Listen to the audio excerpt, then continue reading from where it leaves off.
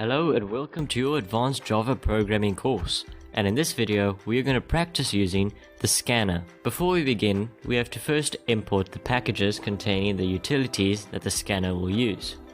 And to do that, you go to your package at the very top, click enter afterwards, and import java.util.star and semicolon.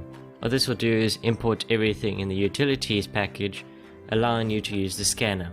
Next, we start coding. First, we're going to create a string for our scanner to scan. So let's create an example one that will be able to use all of the methods. So, string, and let's call it line, equals, and now we have to include different variables that the methods will be assigned to. So let's create a string, hello, and the delimiter is a space, so let's put a space between each of these.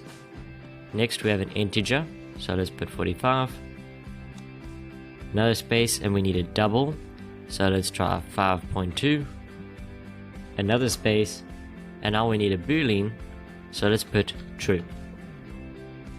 And that should do it for the string, so we close with a semicolon. Now we create the scanner. We first type in scanner. Let's call it scLine, since it's going to be scanning the line variable, equals new scanner. Open up brackets, type in the variable name, close with a semicolon. Now we go to a new line, and we start assigning the values in the line variable to their own separate variables. So let's create the string variable word equals, and now this is where a scanner method comes in. We take our scLine and we use the .next method. .next finds the next string in this line string. So next, brackets, close with a semicolon. You do not need to put anything in the brackets in this case, because we've already done that over here.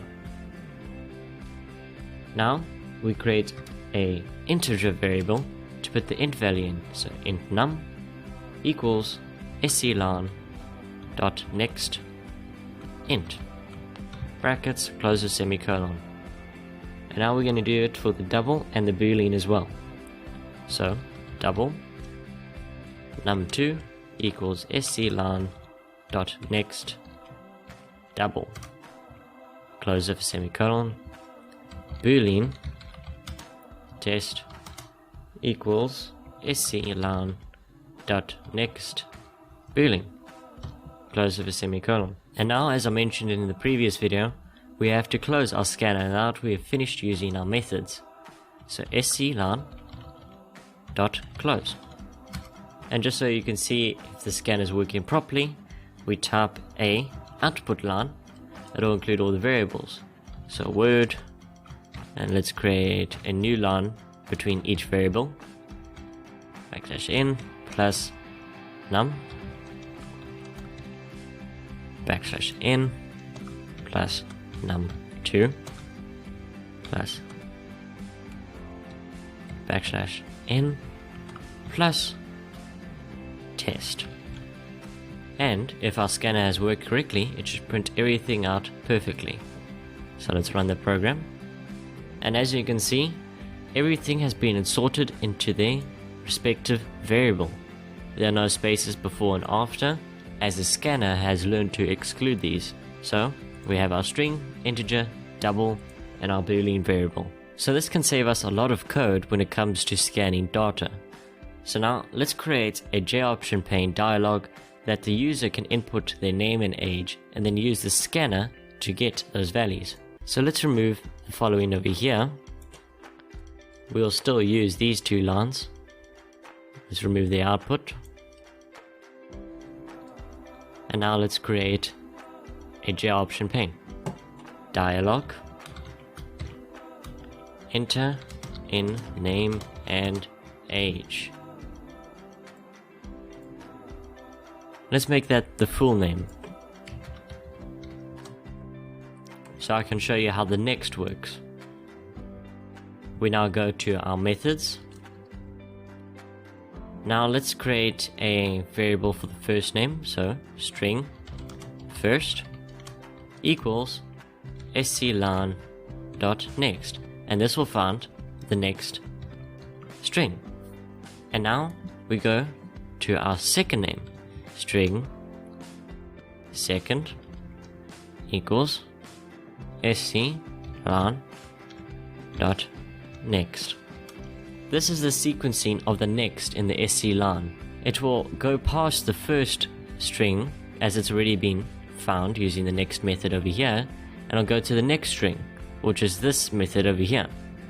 So this will be able to find the last name that the user types in themselves. And now obviously an integer age for their age.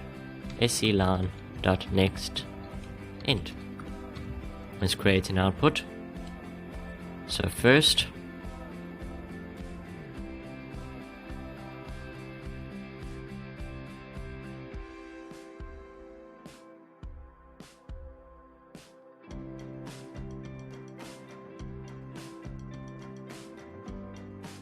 and now let's run our program.